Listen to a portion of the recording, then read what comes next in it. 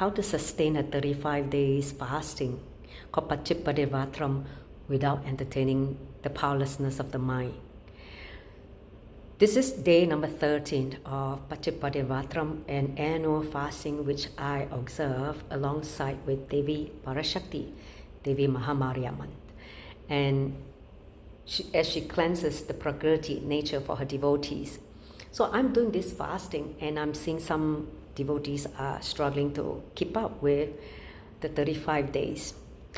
So I'm going to share something that I learned from my guru, Bhagavan Nityaram Paramashivam, from a Purana that he told many years ago. It's called the churning of the Milky Ocean.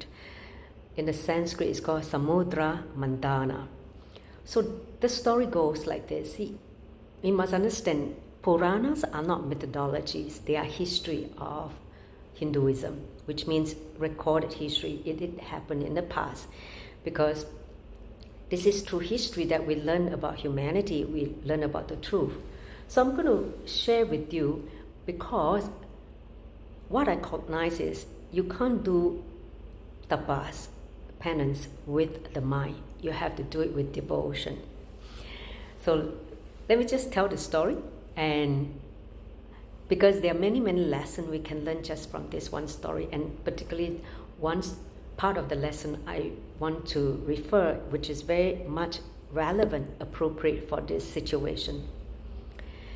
So the story goes that both the Devas, that means the gods, and the Asura, the demons, both wanted to attain the nectar of immortality, Amrita, which is embedded deep inside the Milky Ocean.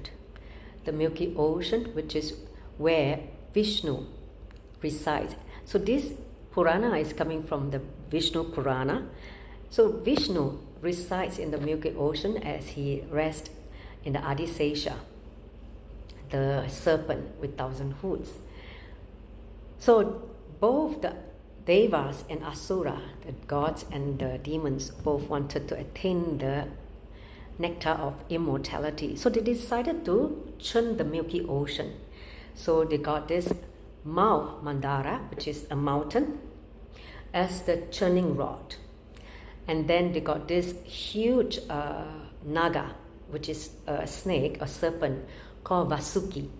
So Vasuki was tied around the mountain, and one side pulling is the Devas, the god, and the other side pulling are the demons. So both sides they are churning the whole mountain, the Meru, in the Milky Ocean. So something happened. So I must tell you what the gods and the Asura symbolizes. The gods symbolize the good thoughts that we have, and the Asura represents the negative thoughts that we have in the mind. So when we are churning means trying to get something to evolve, to get something which is good for us. Obviously, if you entertain the negative thought, the Meru is going to sink. If you entertain the good thoughts, the Meru or the mountain is going to rise, the churning rod is going to rise. So, in this process of penance, tapas, if you entertain the negative thoughts, it is going to sink. The mountain is going to sink. So, the story went that Vishnu came as a tortoise to hold the Meru, the mountain at the base. He lifted it up. See, Vishnu in this context symbolizes devotion.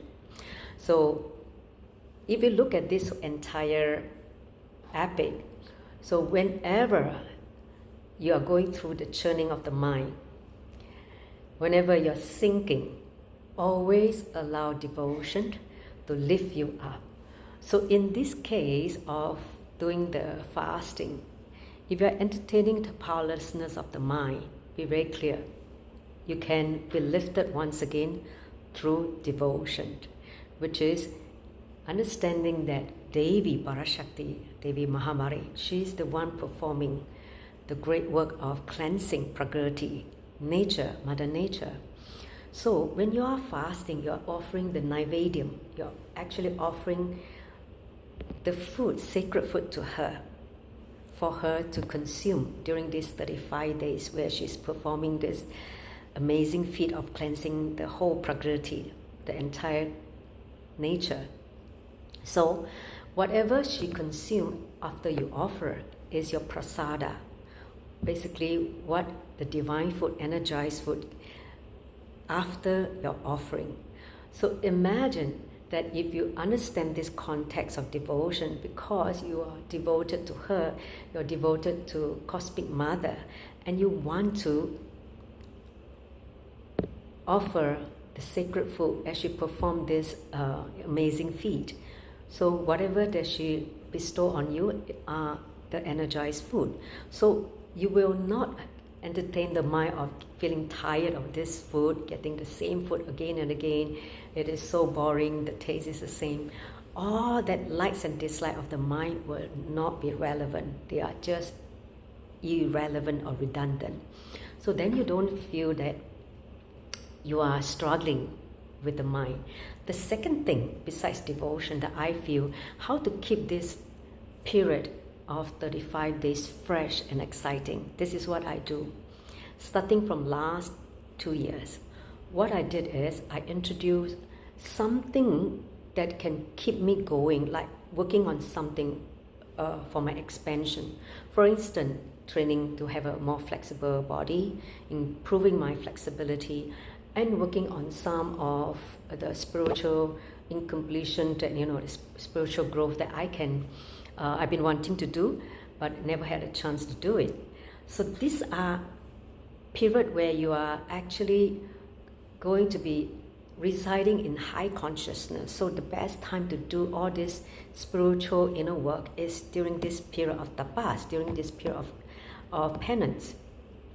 So I wanted to look at some of the things that is going to expand my understanding about the consciousness. For instance, how the consciousness landed before I assumed the body. What was the consciousness, the decision of the consciousness before I land in this body?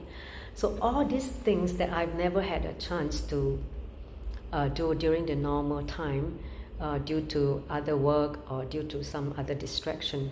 But during this period where your consciousness is so high, you're so close to the source, you're so to the creator, which is Devi Parashakti. She's the manifest. She's basically the Cosmic Mother. So this is the best time to do inner exploration of the things that you have always wanted to do but never get a chance to do. So to me, this is the best time. So that's the way how I keep my 35 days exciting and involving, not thinking too much of the mind stuff of likes and dislikes, feeling powerless of not able to eat something that you want to eat. All that can come later after you finish. You see, we have 365 days. For 35 days to dedicate for this work is worth it. So not to worry the other the 300 over days, you can still enjoy the the other food that you want to do. So this is my experience, Nityananda.